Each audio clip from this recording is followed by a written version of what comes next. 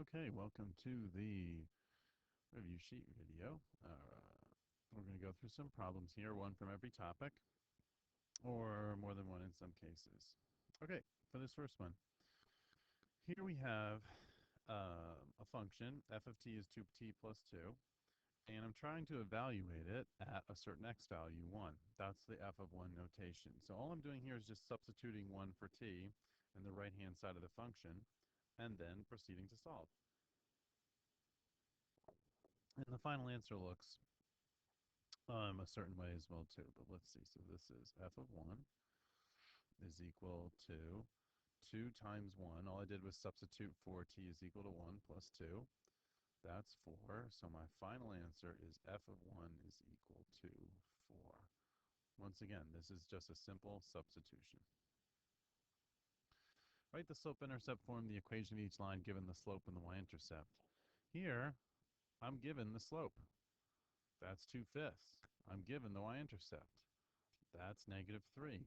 So in the slope-intercept form of a line, y equals mx plus b, I'm just simply substituting these values. Y is equal to 2/5 x minus 3. That's my final answer.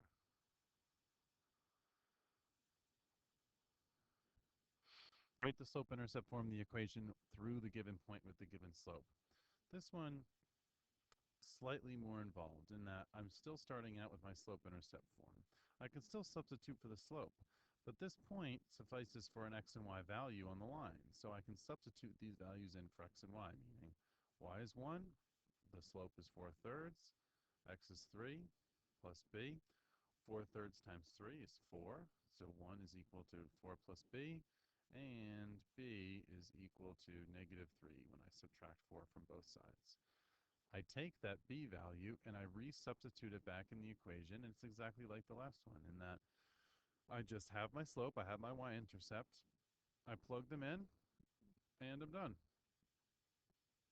And that's a sloppy box, but you get the point. Y is equal to 4/3 x minus 3. Write the point slope form of the equation of the line through the given point with the given slope. Okay. So here we're working with a different equation. This was point, or we were working with slope-intercept form before. Now we need point slope form. This is the point slope form of the line. So here I have my slope is -1, and I have a given point, which is -1, 2. So I just take this x1, y1 as -1 and 2, and the slope is -1, and just simply substitute. So my y1 value of the point is 2, so y minus 2. My slope is -1. X and y are still the independent and dependent variable, and those remain the same. But I'm just substituting in for that x1 value is -1. Now, I can't leave this as minus a negative. That simplifies to y is equal to negative, and I don't put that as -1. I just put that as a negative sign outside the parentheses, and my minus and negative converts to +1. So that's my final form of the equation. So in these, you might have to simplify slightly, but it should be relatively intuitive by just plugging in. Same thing as the plug-in one from the slope-intercept. Okay, here I have an equation in point-slope form. I have to determine the slope and then find a point that lies on the graph of the line. And once again, if we have the point-slope form here, all we're doing is identifying from this equation what x1, y1 is and what the slope is. The slope is obvious. That's the number that's outside the binomial. M is 2. The point is not as obvious. These are both addition and addition signs in here. For the formula, we have these as subtraction. So the way to see this, and this just takes a little bit of practice, is rewriting these as minus a negative, minus a negative. This way, it's in the minus form that we need from the formula, and then the given information, we can then convert this because these equations here are interchangeable. They are equal. So we know for sure that the slope is 2, and then the point is -2. Oh, I'm sorry. That's the y value. Hopefully everybody caught that mistake there. Yes. So x1 is negative 3, and my y1 value negative 2. So this is how the answer choice will appear on the final. Write the slope-intercept form of the equation of each line. Okay. All right. So here we just have an equation in point slope form. You have to convert to slope intercept. Basically, your goal is to just isolate for y on one side of the equation. If you do that, then you will have slope intercept form, and here's why. And the steps are also the same every time. If I take the slope and I distribute it across the right-hand side of the equation, so negative 3x minus 3, and then just subtract 2 from both sides, subtract 2 to isolate for y, I automatically have negative 3x plus 5, my equation in slope-intercept form. So once again, you just want to take this, distribute this slope across the binomial, subtract whatever this constant is, or the y1 value in point slope form from both sides, and you'll have your answer. But all you're doing is just simplifying by isolating for y. That's how you convert that one. All right, slope-intercept form the equation through the given points. Here, this works exactly the same as the previous one, except we need to solve for the slope before we can make the substitution. So that is y2 minus y1, negative 4 minus 2, over 2 minus 2. This is going to be negative 6 over 0. Whoops, this slope here is undefined. And actually, now that I think about this, we went over this as a do now in class. Because the slope is undefined, we know for sure that this is a vertical line, and that if this is x and y here, these both go through the point x is equal to 2, so my equation looks something like this. It's a vertical line of x is equal to 2, if this is 1, 2, right? Okay, so it's not sort of to scale over here. But that's what the graph of the line looks like. So my equation in slope-intercept form is, whoops, an extra line in there. X is equal to 2. Now in terms of solving this,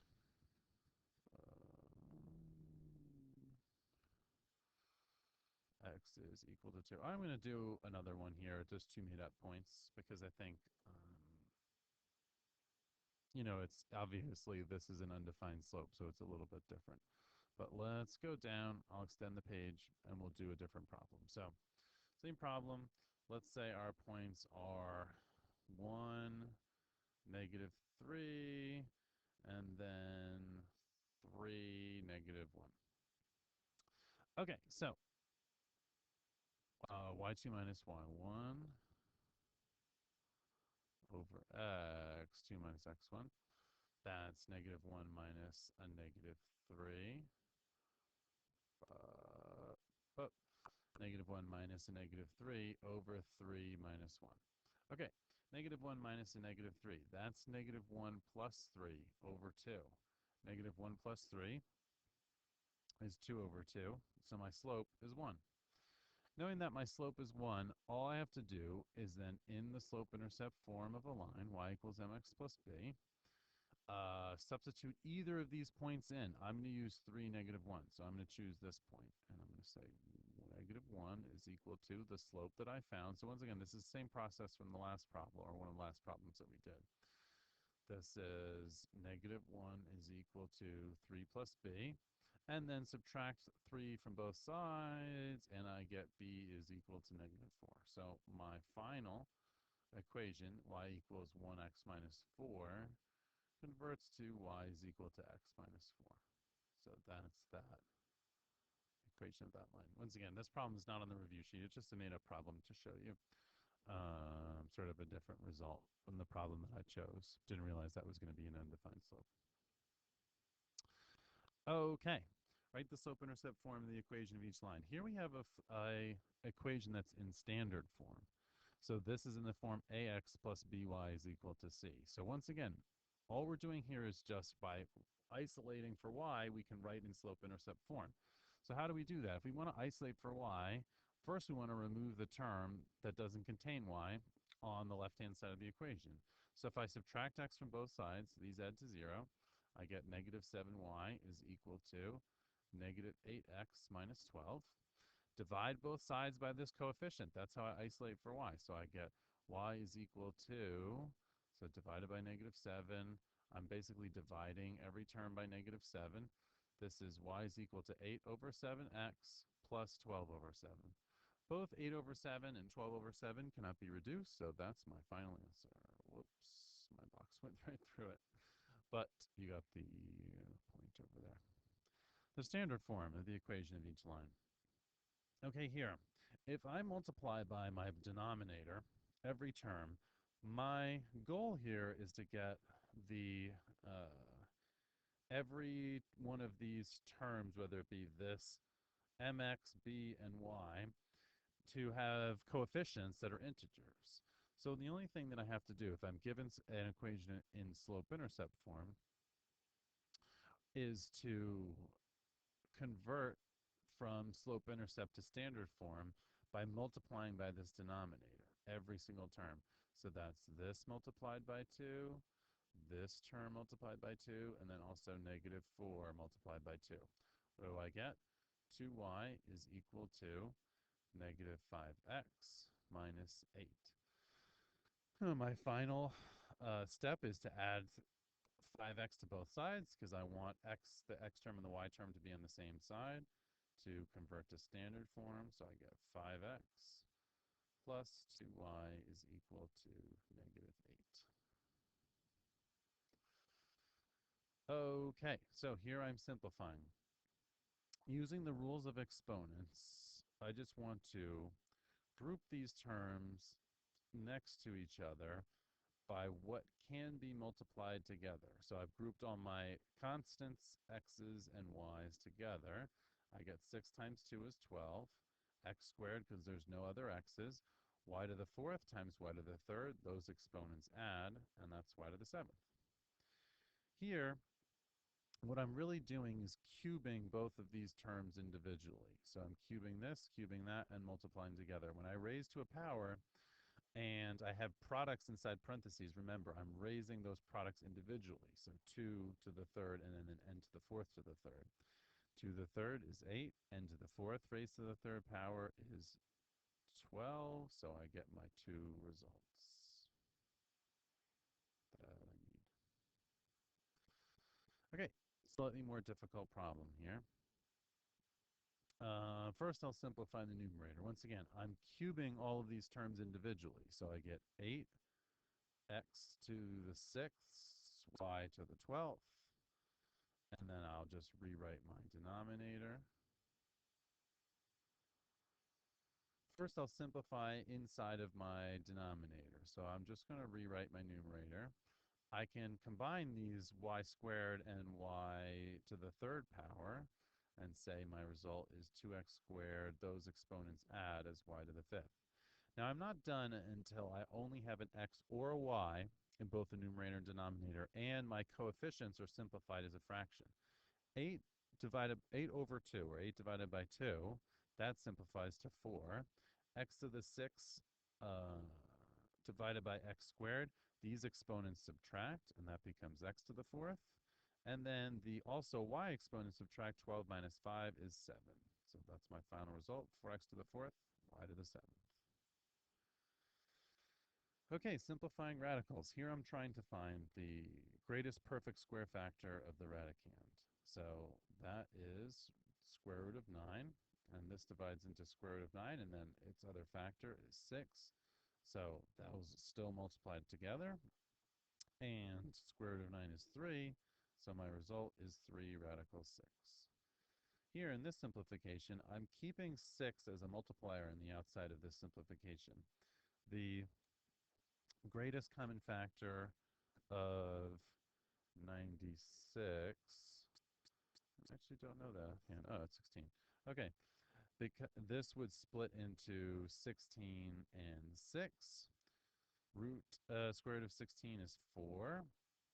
So I'm keeping that root 6, and that is 24 root 6. That's my final answer. Okay, here, once again, I'm keeping the coefficient as a multiplier on the outside. Dealing with square root of 75, the square root of x squared, the square root of y, and the square root of z squared all individually. So let's deal with these. Square root of 75, that becomes square root of 25 times root 3. Root of x. Okay, here I am basically dividing these coefficients by 2, sorry, the coefficients, the exponents by 2, and then deciding based on that result, so 2 divided by 2 is equal to 1 remainder 0. This 1 is the exponent outside of the radical. This 0, the remainder, is the exponent inside of the radical. Now, if it's a 0 exponent, we don't write that, so it's just x to the first. This is the exponent of the answer. Root y remains the same. If there's a first power underneath the radical, that can't change or simplify. The z has the same result as x. So when I simplify this further, I get 6 times 5 times root 3 times x times root y times z. And I group all my numbers that are still underneath the radical and the ones that are not as well. So 6 times 5 is 30. My x and my z are not under the radical, and my 3 and my y are. Except because these have odd powers in the coefficient, now I have to put a absolute value sign around both, or you could put them around them individually. They mean the same thing, something to that effect there. Okay, simplifying these radicals. Root 8, the greatest perfect square factor of 8 is 4, so that converts into root 4 times root 2. The minus root 2, that remains unchanged, and minus 2 times also root 4 times root 2. So if I simplify these individually, I get negative 3 times 2 times root 2 minus root 2 minus negative 2 times root 2. So this becomes negative 6 root 2 minus root 2 minus a minus 4 root 2. And that minus a minus turns into plus, so plus 4 root 2. So that's negative 6 root 2 minus root 2. Basically, negative 6 minus 1 plus 4 is negative 6 minus 1 is negative 7. Plus 4 is negative 3. So my final result is negative 3 root 2. Okay, when I'm multiplying radicals, all I'm doing is just multiplying the coefficients, 1 and 5, and then the radicands, and then simplifying, if possible. 1 times 5 is 5, 10 times 3 is 30. And I say to myself, is there any perfect square factors of 30? Turns out there is not, so that is my final answer. But if there were, I would have to simplify that radical further. Okay, here I can't have radicals in the denominator, so I need to rationalize. I do so by multiplying by a fraction equivalent to 1 that has the denominator's radical in both the numerator and denominator. So multiplying, that becomes 5 root 6 over 2. This is my final answer. It would not be a final answer if this 5 over 2 could be reduced, but it is not, so that is my final result. Okay, graphing 1/2 times 2 to the x. Here, once again, the best thing to do is to set up a table of values. I'm going to put x results as first, negative 2, 0, and 2. So I'm punching these in the calculator off to the side. You'll have a calculator, of course, available to you when you are taking the final. So I am typing in 1 over 2 times, and this is 2 raised to the negative 2 power negative 2. So my result here, whoops, let me get out of decimal mode. I absolutely hate decimals. Yeah, 1/8. Okay, here we go. So that's 1 over 8 for negative 2. For 0, that's easy. I don't need a calculator for that. That's 1/2 times 1, because 2 to the 0 is 1, so that's 1. 1 half times 2 squared is 1 half of 4, so that's 2. So if I were to graph these, it would be negative 2, and then, even this point over here is 1/8. That's not entirely to scale, but it's relatively close. 0, 1, and then the point 2, 2. So these points don't really tell me that much, actually, now that I see that. It might be best to put another point in there, just to be sure. So let me do 4. 2 to the 4th power is 16, and 1 half of that is 8. So I know I'm dealing with the 0.48. Now I can have a result that I can see a little bit easier. So this is more approximate graph there. Right. So if I'm just graphing this function, that would suffice. If I ask you to label these points, remember to do so. Find the slope of a line through each pair of points. Oh, okay. Maybe I included this twice in the review sheet. If that's the case, I'm not going to do this problem just because we've done it already. At another point, finding the slope of a line through...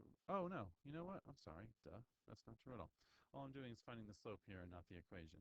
So, but the same sort of formula applies in that I am just doing y2 minus y1 over x2 minus x1. And that is 6 minus 6, 6, over negative 20 minus a negative 16. 6 minus 6 is 0. 20 minus a negative 16 is negative 20 plus 16 is negative 4. But 0 divided by anything is 0. So that's my slope. Find the slope of each line here. Okay. Now, you may choose 2 points and then do the same formula that we just did. And I'll do that result in that this is 1, 3. No, 3, 1. So if I'm choosing 0, 0, and 3, 1, you can use that formula for slope through those 2 points. And that would be 1 minus 0 over 3 minus 0 is 1/3. But also, this is the change in y over the change in x. So you know that if you go up 1 and then right 3, up 1 is the change in y, 1. Right 3 is positive 3, so that's 1/3. So you can assess it either way, that slope from a graph. Find 2 points on the line with a given slope. Here, remember, for a negative number, this negative 3/4 is equal to negative 3 over 4 or 3 over negative 4. So you can do either one, but both are not negative. So if I want to choose 2 points in the formula for slope that are equal to negative 3, maybe I'll say negative 3 minus 2, and then 4, let's say 6 minus 4. So this is x2 and, x1 and y1.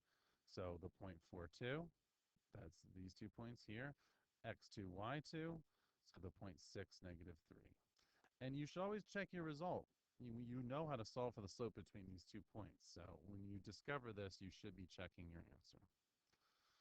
Okay, so here I'm graphing a table, although the directions are here. I'm graphing a table and a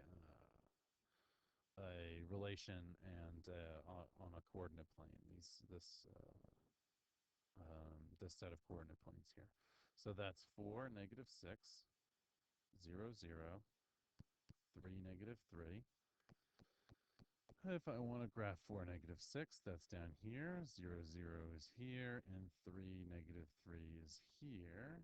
And then I'm dealing with the points for negative 6, 0, 0, and 3, negative 3. So in a relation, these just map to each other. That one's relatively easy. All right, state whether this is a function. These are not functions. This is no. I'm just going to explain the answer verbally instead of writing it down. But no, not a function, because this 3 maps to 2, right? And this 3 maps to 2/3. So here we have an input that has 2 outputs, not a function. here, this passes the vertical line test. The vertical line test states that if it hits the function a vertical line only once all throughout the function, then it is a function. So this answer is yes, that's a function for that reason, because it only, in every vertical line, hits the function just once. Here, this is a function as well, too. This is two input values that map to the same output, but that's okay because every input, 2, has just one output, 5. 4 has just one output, 5. -5 has just one output, 11. So that's yes. That is a function. Okay, domain and range and set notation. I included a couple of these just to be clear. So this domain is all real x. The reason why is because this parabola here, it extends indefinitely in this direction and that direction, all left to right throughout this function. So domain is all real x. The range is all real y, such that y is greater than this number. It goes indefinitely up in this positive direction, but it's greater than -4. The vertex of this parabola, it's called, the minimum value is here. So for that reason, we have to represent that with an inequality. Y is greater than or equal to -4. Different kind of domain and range in that here, we have to represent both with an inequality, but this is a triple inequality. We just see what are the maximum and minimum values of this line. It's 3 on this side and 8 on this side. So I'm saying 3 less than x less than 8. I'm using less thans because these are open dots. And then the range, all real y, such that y is in between 1 and 5. So up and down, the maximum and minimum are 1 and 5. So that's what I'm writing in my triple inequality. Okay, last one. Write a linear model that represents how much the dog will weigh W on average in the first 2 years in N. Important point here. The dependent variable is always going to be capitalized. The independent variable is always going to be lowercase. So if I'm writing this, this is W of M, and my slope and initial value are just given in the problem. So which one represents a rate in here? 6 pounds per month. That's my slope. My initial value, how much it weighed when I bought the dog, is 18. How much will Dobby the Doberman weigh in a year and 5 months? I first need to convert a year and 5 months to 17 months. So that's W of 17, right? Because a year is 12 months plus 5 months. So all I'm evaluating is 6 times 17 plus 18, which is 120. So he weighed 120 pounds. How old is Dobby if he weighs 72 pounds? Here I'm solving for the dependent, or I'm sorry, given the dependent variable. So I'm filling in for 72 on the left-hand side entirely and solving for the independent variable, M. Subtracting 18 from both sides. And I get 54 is equal to 6M. Dividing both sides by 6, and I get 9, or M is equal to 9. I'll write down first, but 9 months is my answer. Okay, good luck studying, everybody. Hopefully you've been studying hard all weekend and using this video just to supplement your learning on the last night. And I will see you in your final.